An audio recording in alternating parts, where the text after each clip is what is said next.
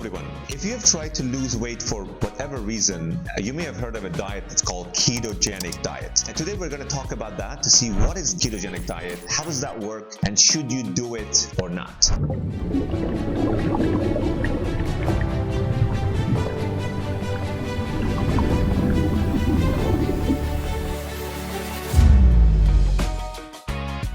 Ketogenic diet is a dietary approach in which you cut down on the amount of carbs that you take and you increase the intake of fat and protein. So basically you change the metabolism of the food in your body so that your body gets used to consuming more of fat. Why do people do that? It's primarily to promote fat loss and to lose fat faster. Some people also use it to increase their energy. Some use it to enhance their mental focus. A lot of people have been using it to lower the risk of type 2 diabetes, cancer, heart disease, hyperlipidemia, for instance, if their triglyceride is over 250 milligram per deciliter, or metabolic issues they've been facing. When we talk about lowering the intake of carbs, we usually mean carbs intake of less than 20 grams. Less than 20 grams of carbohydrates per day. It guarantees that you'll stay in the ketogenic diet. But how does that actually work? But if you cut down on carbohydrates, what happens is that your body starts using fat instead, because remember, fat is also another very good source of energy. If we do that, the idea is that we train our body and we tell our body to use fat instead of carbohydrates, so it's just going to tap into all the fat reserved and the fat that's accumulated in our adipose tissue, uses them, and we just lose fat and we get the ideal shape that basically we're looking after. What happens in our body, basically in the metabolism and the metabolic state of our body, when we cut down carbs? It's different for people who are obese and extra fat and people who are not so fat. For people who are extra fat, it actually takes much longer to get into a state of ketosis. For people who are less fat, that process actually kicks in a lot faster. What do we mean by ketosis? The ketosis is a process where our body primarily uses fat as a source of energy, and our body takes the energy, and usually it happens in our liver, takes the fat and it actually converts it into 3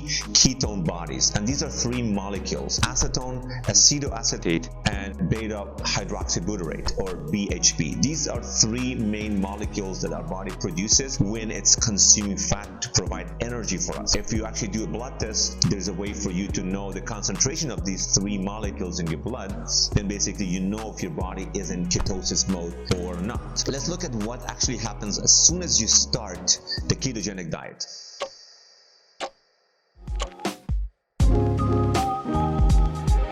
Typically, for a normal person, once you cut down on carbs, let's say you completely eliminate carbs, your body is going to consume all the glycogen stored in your muscle and all the glucose that is in your bloodstream.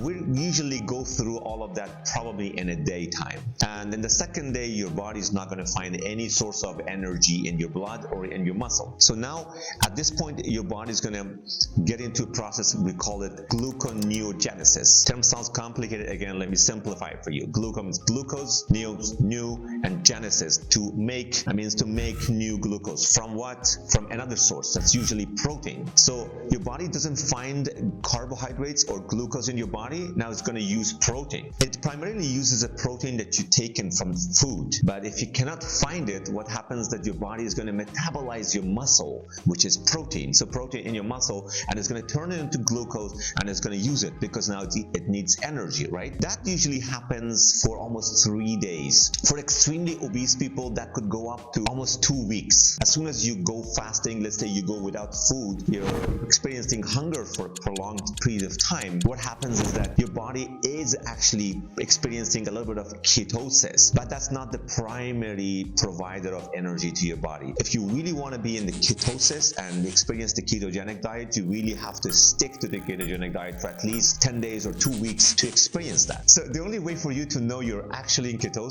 is by doing a blood test to know if your ketone bodies actually increases in your blood. And there's one little issue with that, is that increasing those ketone bodies in the blood usually makes your blood acidic. Now let's get to the point that we talk about the medical conditions or health conditions of ketogenic diet.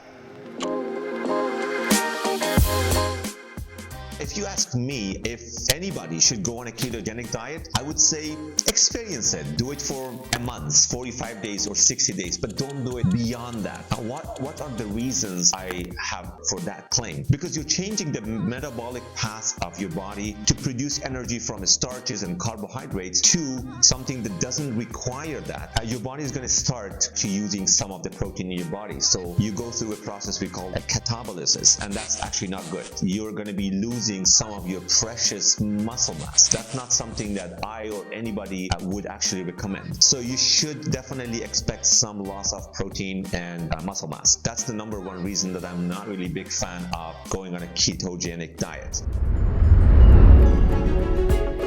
Because your body is not going to be using glucose, because of that your pancreas and the beta cells in your pancreas are going to stop producing insulin. For a very long time, the pathway to produce energy in your body is not dependent on insulin. Your body develops some sort of insulin resistance. This is not something that has been done, or at least I'm not aware of any study that has been done in humans, but that's something that has been done on rodents such as rats. And they found out after a few months, the rats developed some levels of insulin resistance. And insulin resistance is something that you're going to avoid at any cost because that's not good. Insulin resistance is the first step, a number of steps that eventually going to culminate in a terrible conditions called diabetes. We don't want that. We want you to stay insulin sensitive. Insulin resistance is actually bad for your body.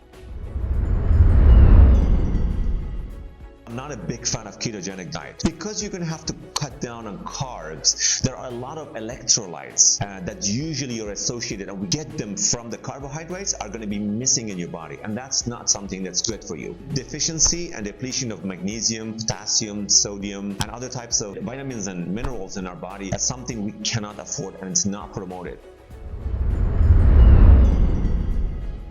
As a basic definition of ketogenic diet, we have to cut down on carbs. We're going to have to consume much more of fat, and that means inevitably consuming a lot of saturated fat. Saturated fat is a fact, it's not an opinion, that elevates the bad cholesterol in our body, which is low density lipoprotein, LDL. It actually increases the LDL-C, the concentration of this bad cholesterol, and that is usually associated with elevated risk of atherosclerotic cardiovascular disease, which in simple terms means the clogging of our arteries, which is not good. So basically it could actually increase and augment the chance and risk of cardiovascular problems. That's another reason I'm not a very big fan of ketogenic diet.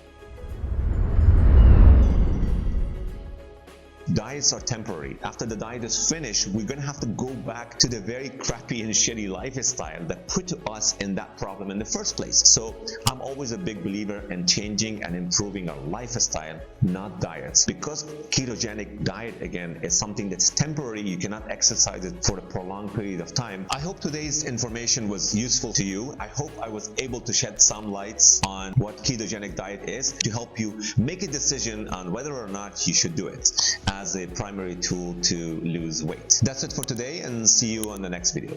Cheers. The only way for you to know that you're actually experiencing it